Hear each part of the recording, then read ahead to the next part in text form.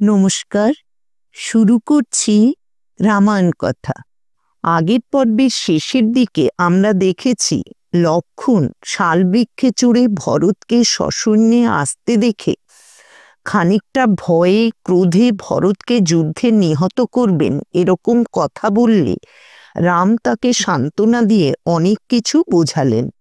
শেষে বললেন, তুমি যদি রাজ্যের জন্য ভরতকে হত্যা করবে বলে থাকো, তাহলে আমি ভরতকে তোমাকে রাজ্য দিতে বলবো। এতে আমার কথা সে অবশ্যই শুনবে। এরপর থেকে আজকে আমরা পাঠ করব। লক্ষ্মণ অত্যন্ত লজ্জিত হয়ে যেন নিজ গাত্রের মধ্যেই প্রবিষ্ট হলেন। তিনি বললেন, মনে হয় পিতা স্বয়ং আপনাকে দেখতে এসেছেন। রাম উত্তর দিলেন, আমারও তাই মনে হচ্ছে, কিন্তু সৈন্যদলের সম্মুখে শত্রুঞ্জয় নামে পিতার যে বৃহৎ বৃদ্ধ হস্তি রয়েছে, তাতে তার বিখ্যাত শ্বেতবর্ণ রাজচ্ছত্র দেখছি না। সেই জন্য সংশয় হচ্ছে। তুমি এখন বৃক্ষ থেকে নেমে এসো। ভরত শত্রুঘ্নকে বললেন, তুমি তোমার অনুচর ও নিষাদগণকে নিয়ে সর্বত্র অন্বেষণ করো। গুহ তাঁর ধনুর্ধারী জ্ঞাতিদের সঙ্গে রাম লক্ষ্মণের অনুসন্ধান করুন। বৈশিষ্ট্য, অমাত্য, ব্রাহ্মণগণ ও পৌরজনের সঙ্গে আমি পদব্রজে যাচ্ছি। আমার মাতৃগণও সঙ্গে আসুন। যতক্ষণ রাম লক্ষ্মণ ও বৈদেহীকে না দেখছি, ততক্ষণ আমার শান্তি হবে না। কিছু দূর গিয়ে ভরত এক মনোরম বৃহৎ পর্ণশালার নিকটে এলেন। দেখলেন তার ভিতরে স্বর্ণপৃষ্ঠ ইন্দ্রধনুতুল্য বিশাল কানমুখ, দীপ্তমুখ স্বরপূর্ণ তুনি, স্বর্ণময় কোষে অসি, স্বর্ণবিন্দুতে চিত্রিত চর্ম অর্থাৎ ঢাল প্রভৃতি রয়েছে। আবাস মধ্যে এক বৃহৎ বেদী আছে। তার উত্তর পূর্ব ভাগ ক্রমনিম্ন, তাতে অগ্নি রয়েছে। সেই কুটিরে তৃণাচ্ছাদিত পিঠে জটা বল্কুলধারী চির বল্কুল কৃষ্ণাজিন পরিহিত পুণ্ডরীকাক্ষ মহাবাহু রাম সীতা ও লক্ষ্মণের সঙ্গে উপবিষ্ট রয়েছেন। ভরত ব্যাকুল হয়ে ধাবমান হলেন এবং বাষ্প গদগদ কণ্ঠে বললেন, প্রজারা যাকে রাজসভায় উপাসনা করতে চায়, আমার সেই অগ্রজ এখন বন্য মৃগের সঙ্গে বাস করছেন। মহার্ঘ চন্দনে যে অঙ্গ চর্চিত হতো, এখন তা মলিন হয়েছে। আমার জন্যই রাম দুঃখ পেয়েছেন। আমার এই লোক নিন্দিত জীবনে ধী। এইরূপ বিলাপ করে ভরত অস্ফুট স্বরে আর্য বলে রামের চরণে পতিত হলেন।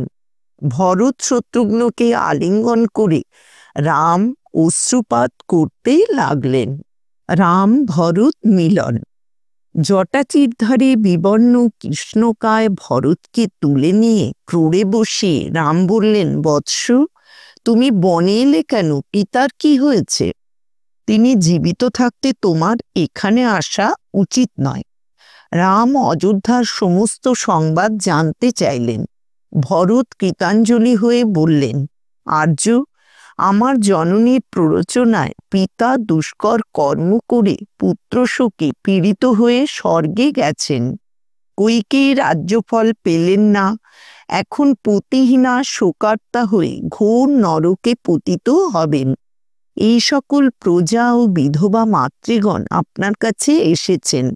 আপনি প্রসন্ন হয়ে রাজপদে অভিষিক্ত হন। রাম বললেন, আমি সদ্বংশজাত এবং তেজস্বী, রাজ্যের নিমিত্ত পাপাচরণ করতে পারি না। তোমার কিছুমাত্র দোষ নেই। তোমার জননী অজ্ঞানবশে যা করেছেন তার জন্য তাঁর নিন্দা করো না। পিতা তোমাকে যা দিয়ে গেছেন তা তুমি ভোগ করো। দশরথের মৃত্যু বৃত্তান্ত শুনে রাম, সীতা, লক্ষ্মণ কাতর হয়ে অশ্রুপাত করতে লাগলেন। সুমন্ত্র রামকে মন্দাকিনীর তীরে নিয়ে গেলেন। রাম জলে অবতরণ করে দক্ষিণাস্য হয়ে অঞ্জলিপূর্ণ জল নিয়ে সরোদনে বললেন, পিতৃলোকগত হে রাজ শার্দুল, আমার প্রদত্ত এই নির্মল জলে তৃপ্ত মুক্তি লাভ করুন। তারপর তিনি ভ্রাতৃগণের সঙ্গে তীরে উঠে এসে কুশের উপরে বদরি মিশ্রিত ইঙ্গুদি পিণ্ড রেখে বললেন, মহারাজ, তীত হয়ে এই পিণ্ড ভোজন করুন। এই বস্তুই এখন আমাদের আহার্য, সেজন্য আপনাকেও নিবেদন করছি। তর্পণ ও পিণ্ডদান শেষ করে সীতা ও ভ্রাতৃগণের সঙ্গে রাম তাঁর কুটিরে ফিরে এলেন। রাজমহিষীগণ বশিষ্ঠের সঙ্গে রামের আশ্রমে আসছিলেন। মন্দাকিনী তীরে জলে নামবার ঘাট দেখে কৌশল্যা বললেন, সুমিত্রা, তোমার পুত্র এখান থেকে রামের জন্য নিত্য জল নিয়ে যান। এই দেখো, এখানে রাম পিতার উদ্দেশ্যে পিণ্ড দিয়েছেন। যিনি চতুর্সমুদ্র বেষ্টিত মহী ভোগ করে গেছেন, তিনি কি করে ইঙ্গুদি পিণ্ড ভোজন করবেন? মহিষীরা কুটিরে এসে রামকে দেখে কাঁদতে লাগলেন। রাম, সীতা ও লক্ষ্মণ তাদের প্রণাম করলেন। শাস্ত্রনয়না সীতাকে দুহিতার ন্যায় আলিঙ্গন করে কৌশল্যা বললেন, হায়, বিদেহ রাজকন্যা দশরথের পুত্রবধূ রামের পত্নী এই বিজন বনে কি করে দুঃখ ভোগ করছেন? বৈদেহী, তোমার মুখ আতপ শুষ্ক পদ্মের ন্যায়, ধূলি মলিন কাঞ্চনের ন্যায়, মেঘাবৃত চন্দ্রের ন্যায়, তা দেখে আমি শোকে দগ্ধ হচ্ছি। বশিষ্ঠকে প্রণাম করে রাম তার সঙ্গে উপবিষ্ট হলেন। মন্ত্রী, সেনাপতি এবং মুখ্য পৌরগণের সঙ্গে ভরতাদি 3 ভ্রাতা রামের পশ্চাতে বসলেন। ভরত এখন রামকে কি বলবেন তা শোনবার জন্য সকলেই উৎসুক হলেন। রাম, ভরত, জাবালি, বশিষ্ঠ সংবাদ।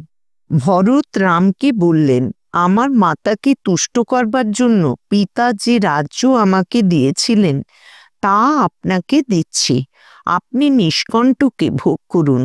বর্ষাকালে জলপ্রবাহে ভগ্ন সেতুর ন্যায় এই রাজ্য আপনি ভিন্ন কে রক্ষা করবে?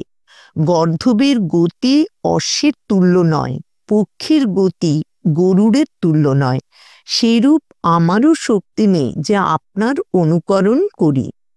কেউ যদি একটি বৃক্ষ রোপণ করে তাকে সযত্নে বর্ধিত করে এবং কালক্রমে সেই বৃক্ষ অত্যুচ্চ মহাদ্রুমে পরিণত ও পুষ্পিত হয়েও ফল প্রসব না করে, তবে যার জন্য বৃক্ষরোপণ হয়েছিল তার প্রীতি হয় না। মহাবাহু, এই উপমা আপনার বোঝা উচিত। আপনি আমাদের ভর্তা, আমরা ভৃত্য। আমাদের শাসন করুন, তাতে রাজ্যের সকলেই আনন্দিত হবে।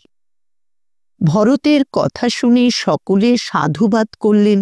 রাম বললেন, তুমি শোক ত্যাগ করে অযোধ্যায় যাও। পিতা তোমাকে যাতে নিযুক্ত করেছেন সেই কর্ম করো। আমিও পিতৃনির্দিষ্ট কর্তব্য পালন করব। পিতার আদেশ লঙ্ঘন করা আমাদের উচিত নয়। ভরত বললেন, পৃথিবীতে আপনার তুল্য কে আছে? দুঃখ আপনাকে ব্যথিত করে না, সুখ হৃষ্ট করে না। জীবন ও মৃত্যু, সৎ ও অসৎ আপনার কাছে সমান। রাজা দশরথ আমাদের গুরু, পিতা, বৃদ্ধ এবং দেবতা। সেজন্য এই সভায় তার নিন্দা করব না। প্রবাদ আছে, অন্তিমকালে লোকে মোহগ্রস্ত হয়। রাজা যা করেছেন তাতে এই প্রবাদ সত্য হয়েছে। মোহবশে পিতা যে অন্যায় করেছেন আপনি তার প্রতিকার করুন। আমি হীন বুদ্ধি, বয়সে কনিষ্ঠ। আপনি থাকতে আমি কি করে রাজ্য পালন করব? আপনি রাজ্য গ্রহণ করে সকলকে তুষ্ট করুন। পুরুষশ্রেষ্ঠ, আজ আমার মাতার অপবাদ খালন করুন। পূজনীয় পিতাকে পাপ থেকে রক্ষা করুন। আমি নতমস্তকে প্রার্থনা করছি, মহেশ্বর যেমন সর্বভূতকে করুণা করেন, সেরূপ আপনি আমার এবং বান্ধবগণের প্রতি করুণা করুন। রাম বললেন, তোমার কথা নৃপশ্রেষ্ঠ দশরথের পুত্রের উপযুক্ত, কিন্তু তোমার মাতাকে মহারাজ 2 বর দিয়ে গেছেন তাঁর সত্য রক্ষার নিমিত্ত। আমি সীতা লক্ষণের সঙ্গে বনে বাস করছি। তোমারও রাজ্য গ্রহণ করা উচিত। আমার প্রীতির নিমিত্ত তুমি পিতাকে ঋণমুক্ত করো, মাতাকেও অভিনন্দন করো। ভরত, তুমি স্বয়ং মানুষের রাজা হও, আর আমি বন্য মৃগদের রাজাধিরাজ হই। তুমি আজ প্রফুল্ল মনে পুরশ্রেষ্ঠ অযোধ্যায় যাও, আমিও হৃষ্টচিত্তে দণ্ডকারণ্যে প্রবেশ করি। আজকের মতো রামায়ণ কথা এখানেই শেষ করছি। ভগবান শ্রী রামচন্দ্রের কৃপা ও আশীর্বাদ আপনাদের সকলের উপর বর্ষিত হোক, এই কামনা করি।